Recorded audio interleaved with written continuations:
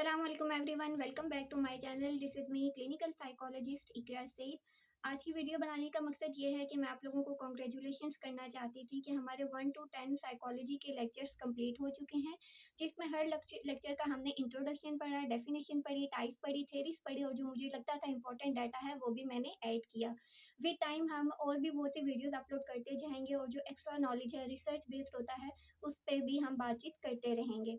और जो हमने चैप्टर पढ़े उसमें हमने हिस्ट्री पढ़ी, स्कूल ऑफ थॉट्स पढ़े, उसके अलावा बायोलॉजिकल बेसिस ऑफ बिहेवियर पे हमने बात की, हमने सेंसेशन पढ़ा, हमने परसेप्शन पढ़ा, हमने फॉरगेटिंग पे बात की, हमने इमोशंस पे बात की, इमोशंस के अलावा हमने मोटिवेशन को स्टडी किया, लर्निंग को स्टडी किया, थिंकिंग पे भी हम लोगों ने बात कर लिया। नेक्स्ट चैप्टर में हम इंटेलिजेंस स्टार्ट करेंगे, जो कि हमारा चैप्टर नंबर 11 होगा। Once again thank you so much for supporting, like, share and subscribe the channel. See you in the next video, till then take care, अल्लाह हाफ़िज़।